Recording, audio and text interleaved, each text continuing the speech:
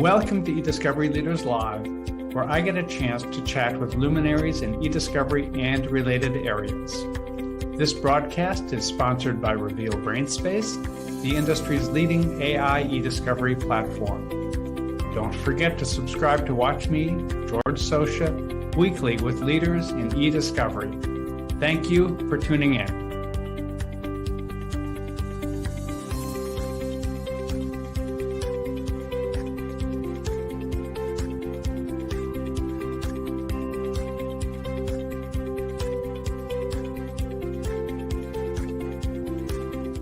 Welcome to eDiscovery Leaders Live, hosted by ACEDS and sponsored by Reveal. I am George Socha. I head up brand awareness at Reveal. On each episode, I get the chance to chat with luminaries in eDiscovery and related areas. Past episodes of eDiscovery Leaders Live are available on the Reveal website. Go to revealdata.com, select resources, then select eDiscovery Leaders Live. Our guest on this episode is Stephanie Williams. Stephanie is Director of eDiscovery at Ellwood Evidence Inc. Stephanie, welcome. Hi, George. Thanks for having me. Glad to have you here. So before we get into the substance of our discussion, I want to ask you, as I do so often on these, what got you into eDiscovery and what took you to where you are today, what you're doing now? Okay, well, to try and make a long story short, I was interested in the legal field and law when I was in university, and I had, summered at law firms and stuff. And I was kind of on the path to go to law school and, see where that would take me. And then I made a sharp turn just before that kind of happened and decided, no, I needed a break from school. I need to figure out some stuff. What did I want to do? So went to a completely different industry for about a year or two post graduating from university, and then decided I wanted to find my way back into legal. And I went answered a job ad at a law firm, became an assistant to some fantastic law clerks in a great firm. And it was right around the time that databases were being used and people were starting to get their paper into an electronic environment for review. And so I kind of slid in just then. And as the eDiscovery world started taking off and litigation support became a role and became an actual job, I applied for a job in firm and became a litigation support technician. And really, that was kind of the stepping stone and starting point. So I've worked in a couple of law firms in that role over the years, and made some great connections through networking and through the industry, and found myself at the service provider side of things and at Ellwood about 10 years ago. And at Ellwood, what's your role? What do you do? So I'm the Director of eDiscovery, and essentially we support our clients with their eDiscovery needs. We also have a forensics and collections component to our firm, but I focus on the eDiscovery side. So I will consult on their matters, whether they're large matters or small matters, depending on who our clients are. We have some clients that, need us to kind of parachute in and become their lit support department and help them, from top to bottom, left to right, and get things going for them. Otherwise, we have other firms that just require consulting needs and just in various areas, whether we're hosting a database for them or giving them advice and providing support on collections and processing, or helping them just get a production set out. So it can vary depending on who's calling. I also provide training services for our clients too. So whether it's software specific or review specific, I'll help them out in that way as well. Are your clients local, regional, national, international, galactic? So both local and regional and national. So we support firms and clients throughout the Toronto area and throughout Ontario. We do have clients across Canada though. So we do support clients on both the East Coast and the West Coast as well. One of the things that we all should be doing as we progress through our careers from the beginning, probably to the end, is networking. Right. But at a certain point, we can morph from networking to mentoring. What are, Right. what are your thoughts about that transition, and especially in this world we find ourselves in today, this work from home or not work from home or combo or whatever it might be, supposedly post-COVID world? No, I think I have a lot of thoughts on that, and it's kind of becoming a passion now in terms of how do we stay connected in the post-COVID world. What is the definition of networking now? And mentoring is becoming, I think, something that we should make sure that everyone's still doing and that we're fostering. So that transition to mentoring, I think, is really important. I think as we navigate the world as it is right now, we want to make sure that we are obviously reestablishing those connections, figuring out a way to reconnect with people, whether it is in person or if we're still doing a virtual connection, but also take advantage of those virtual connections. So during COVID, we used the virtual connections to stay in touch with the people down the street. And it also opened up that world where we were like, well, we can also talk to the person across the border or in another province. But now that we, are in this kind of post world, we're getting back to getting together in person. And we're really focused on, obviously, on connecting socially and together with people, in the same room. But I think we shouldn't lose sight of the great technology that we've, how do I say that we've kind of tapped into with respect to connecting during COVID, and still make sure that we still stay in contact with people afar and use that technology to find ways to support each other and mentor each other and figure out ways to stay connected.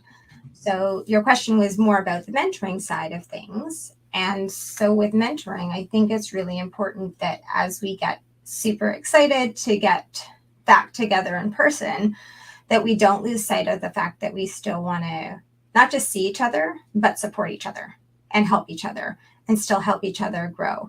Through COVID, everyone was supporting and helping each other kind of stay afloat, making sure people stay connected, tapping into the things we needed to sustain our mental health. But I think we still need to not lose sight, now that we can get together in person, that we do still need to support people and help communicate, provide people with guidance and not be shy to ask for help, still, and reach out to somebody and say, hey, you know how to do this. Can you, guide me in the right way? Can you help me take something further? Or, if I see somebody who is up and coming, I want to make sure that they know that I'm someone they can talk to, that they can say, well, you've been through this. What did you do? What was your path? So I want to make sure that as we continue to network, we don't just network because we want to get back in touch. We network so that we can still foster some more deep and meaningful relationships and help everybody continue to grow in the industry. I was a couple of nights ago at a retirement party for a former colleague. Several of us were having a discussion where there were two people who were in diametrically opposed situations. One of them said, our associates and our younger partners are eager to be back in the office, the associates in particular, because they feel that they have to have that in-person connection to be able to learn and advance their career in ways they're not going to get if they're only working remotely. And then he said the senior partners like him, they don't want to do the commute. They're fine with being in the office except for that commute part. Right. And, we in Minnesota do not have big commutes, but still, that's a barrier. The other person said that she is having a devil of a time getting anybody to come into the office now. Nobody wants to show up.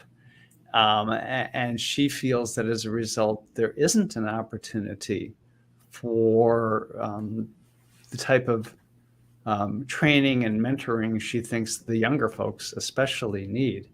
Right. Were you to have had the opportunity to join that discussion, what thoughts would you have shared with those two people? Well, I can certainly appreciate the not wanting to go back in side of things for a variety of reasons. I've been very fortunate that I have always had the ability to work remotely. So working remotely wasn't a huge transition for me personally. However, I mean, there's obviously many reasons why people might not want to go into the office. For me personally, it's given me more time at home with my family. When I was, even if my commute was only 30 minutes, I would work till the end of the day. You may stay a little bit longer. So even if your day ends at 5, your day may actually end at 6. You might not get home till 7 because of rush hour and stuff. My day still might go till 7, but I can connect with my family during that time that they're home. Oh, You're are you okay. still there? Okay, sorry, Yep, my we're still entire here. screen went black, so I Oh, apologize. yeah. So I want to be able to, so there's a time saving, and there's that, as we've all navigated the work-life balance over the last few years, there's a way to have established that by being able to work remotely. So I probably would be on the side of not, not being fussed by people not going in. However, I can relate to, how do you stay connected with your team if you work with a bunch of people who the only way you used to be connected was in person? Mm-hmm. Right? So how do you do that? So I would empathize with that struggle as well, because I do empathize with that struggle. I have a great team of people that I work with, whether they're the people that work under me within my division or the people that I work beside in our forensics and collections side. But there's times where I still want to make sure I connect with them in person, so that even though we talk every day on screens, we're really used to it. We have a flow, we know how to work together. We might be online all day, so like we're in the same office, but we still make sure that we find time to connect outside of the office, whether it's through like an evening event, or there are those occasional days where a few of us may just go to a meeting point so that we can see each other face to face, or take advantages of those other social opportunities that come in for work, and make sure that we're all going to the same networking events, so that we don't only connect with other people outside of our firm, but the people inside our firm as well. So one of the ways then we can build something better moving forward, I gather, is by having a mix of circumstances where some things are in person, where that makes sense. Some things are only virtual, where that is the more appropriate way to do things. How else can we build something better here? I think stemming on that part, just even going with what you just said there, I think we have to think back to ways we connected when we couldn't see each other in person, and see if there's ways, because for example, everyone in my firm, I'm the only one who works in Toronto, like who lives and works in Toronto. We have other people who are, on the east side of town. We have people who are in different cities, and sometimes people who are in, like a different province. So it's not easy for us to come together in person. Mm-hmm. So I think maybe reflecting on all those ways that we tried to, people connected socially over COVID, if there's a way to, build that into an occasional get together, an occasional gathering, because you might not always be able to get together in person now. We've set things up that way. But other ways that we can, how do you make that hybrid happen, which I think is kind of your question. Yeah.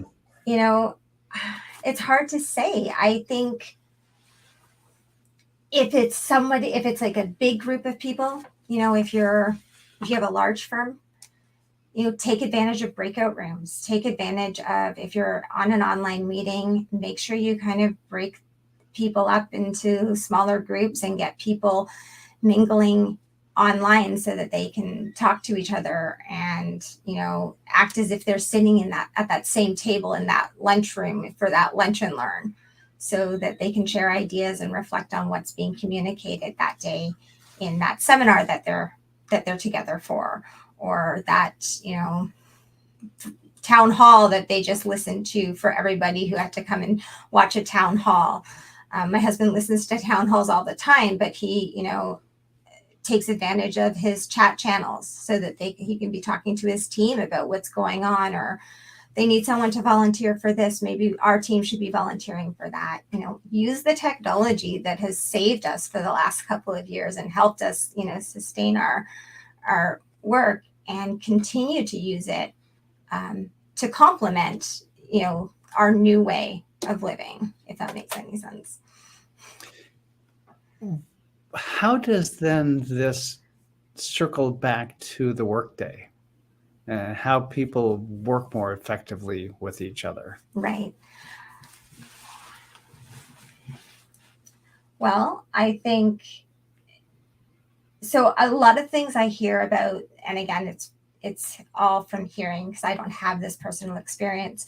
When people are going back into the office, I find that a lot of people's complaints, when I hear a complaint about going back into the office, whether it's this industry or other industries, is that they still find themselves in a boardroom logging into Teams and talking to someone through Teams. So they didn't have to go in.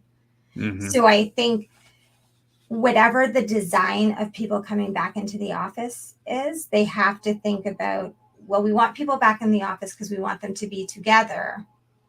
So we can't necessarily just keep them apart and together. So I think that's actually where a lot of the focus probably should be on that side of things, because those people that are coming in and sitting in a boardroom and just remoting into their call have just wasted their commute hours to get there. So they're going to tell you they could be more effective at home. And that would take away from the efficiencies that they were doing. It sounds as if it could be also perhaps a function of organizational incentives. I had a meeting a while back with someone in DC. We met him in his office on a Friday. There was nobody else on the floor, just him. Mm-hmm.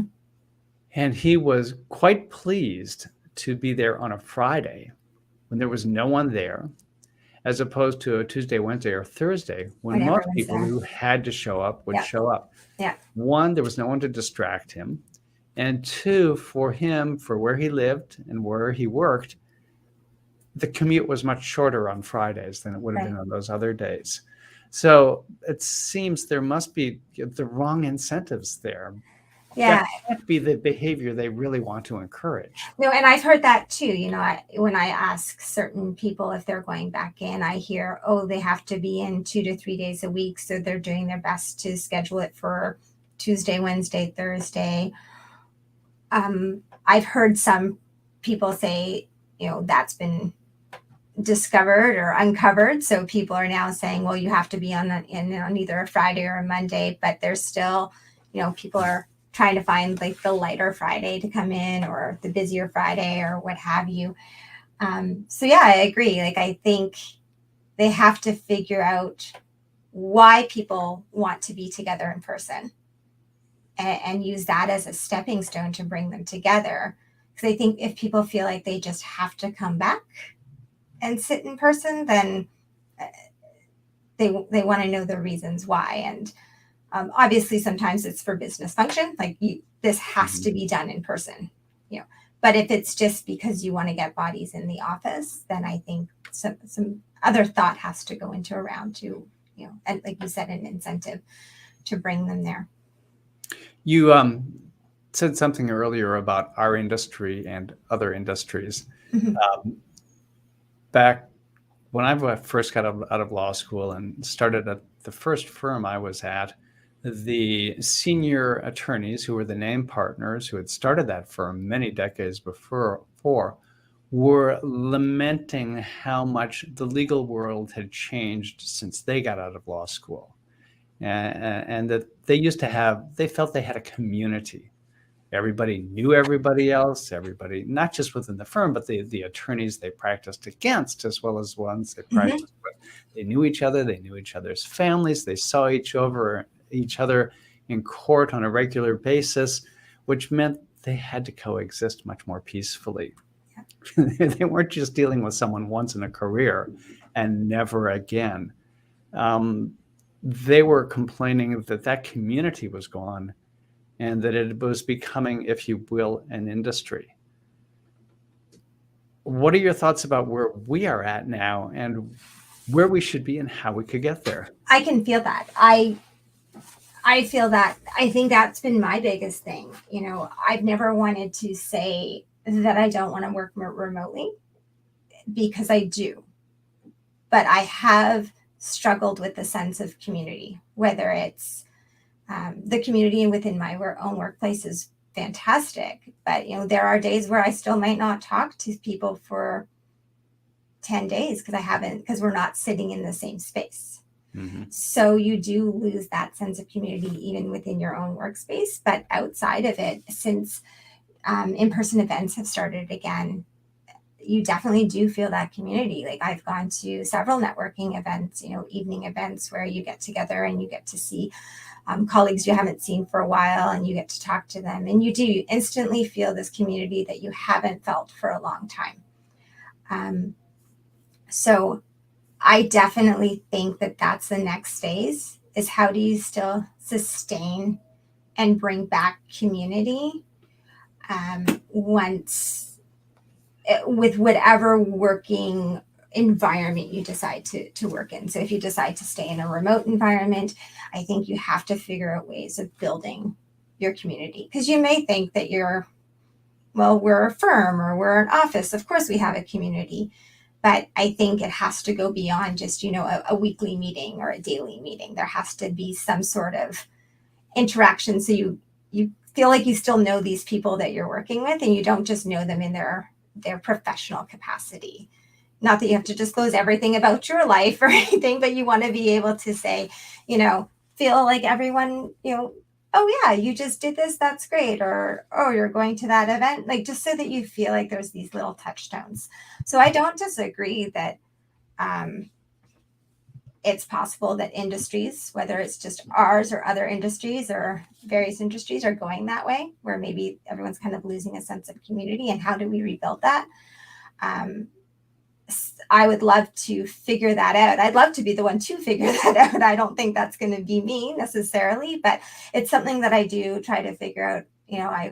How do I stay connected with these people? And I don't want to just connect with people at social events. I think that's fantastic, right? That's the way that you get to know people and meet people. Mm-hmm. But how do you sustain that connection? I want to be able to connect with someone at a social or a networking event, and then be able to be like, oh, I was talking to George last week, and he was talking about how they use this or how they use that. And then I want to be able to use that to reach out to you and not feel, nervous or shy to just pick up the phone and say, hey, George, we met last week. We talked about this. Can you tell me more about that? And I mean, that's what networking is. And essentially that's what we should be able to do. But if we've lost community, we're going to focus so much more on just connecting and being in the same place with people. And I want to be able to have both the community and the ability to connect with people on various levels, and not feel like, we just get together now because we've been so starved for seeing people in person. I think I want to bring back the building of community, but also to be able to link it back to being able to reach people online and still stay connected. Because I don't think that this is going away. People are still going to stay working remotely. So we might as well take advantage of it and figure out how we can, stay connected with everybody. So social events, mm-hmm. in-person social events are necessary, but not sufficient. Yes. When you're in online meetings, using things like breakout rooms mm-hmm. Can be very useful. Yeah. What other tools, techniques, and Sure. tips do you have here? So something big that I've noticed I mentioned earlier when I was talking about what it is I do is I do a lot of training. And the one thing I've actually really noticed on the training front is that no one will turn their cameras on. And so, What do you do about that? I mean, so I know what yes, we do. It's a policy, an right. enforced mandatory policy. If you're So, on and you have a camera, your camera will be on, and for us, and you will have the background up. right. So in firm, it's a policy for our cameras to be on. If our cameras are off, they're off for, seconds at a time for a necessary reason, but they Right. usually come back on. And I always have my camera on whenever I'm talking to anybody. So if I'm calling a client or I'm calling, a colleague from another firm or what have you, I've always have my camera on with the hope that their cameras will also be on. Mhm. I find though, when you're working with a larger group, people don't turn their cameras on. And so I've noticed a few things with training. When I'm training a large group of people, I always start with my camera on. And if most of my training is I'm showing them a software possibly. So I will turn my camera off if it's a larger group and I'm showing the screen so that they can focus on the screen that I'm sharing and so on and so forth. But I always turn it back on at the end, and it would be great in a virtual room with a lot of people if everyone had their cameras on at the beginning so I could kind of see who is there. I would not be fussed at all if people had their cameras on throughout training, because then you get it to gauge the engagement, right? You get to see, does somebody have like a look on their face because they're completely lost? And then you can help and you can, dive into that conversation. I find it really, really difficult without cameras. But on the flip side, I noticed about a year and a bit into COVID, when I was doing training, I would train students that had just come into firms on a software. And they were the first ones that didn't have their cameras on. That was when I first started really seeing it. And then I realized that these people that I was training, their last year or two of school was all online. Mm-hmm. And they likely got into a habit of turning their cameras off because online schooling at any level was a very difficult thing for everybody.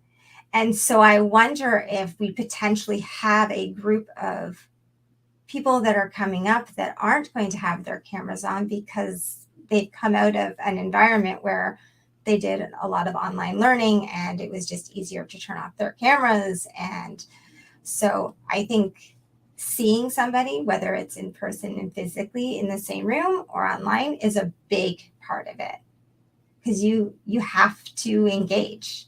You can't disassociate if you can't see somebody. So any final suggestions before we run out of time here? Final suggestions. I think that everyone needs to be, open and encouraging to keeping the communication alive. So, mean it when you say, hey, get in touch with me. Mean it when you say, I'm really interested in something. Can I give you a call? Like, ask those questions. Don't be quiet and don't just think you are going to maybe reach out to somebody. Like, actually act on it. And the only way we can stay connected is if we stay connected. I reached out to somebody a couple of weeks ago because I knew that they had just gone through an experience that I had gone through. I maybe met them one time online, but I was just like, you know what? Maybe if I call them and we had an hour-long conversation, right? So I think be open to people calling you, be open, but also don't be shy. Just why not? As you said, some industries used to be communities that regardless of what side you're on, you could still always talk to each other. So I think we have to just try and come back to that and reach out to everybody and don't hesitate to say hello and reintroduce yourself. On that positive note, I think we'll bring this to a close. Stephanie, thanks for joining us today. Stephanie Williams is Director of eDiscovery at Ellwood Evidence I am George Socha. This has been eDiscovery Leaders Live, hosted by ACEDS and sponsored by Reveal. Stephanie, thanks for connecting with us today. Thank you. It's been my pleasure. Have a good day. You too.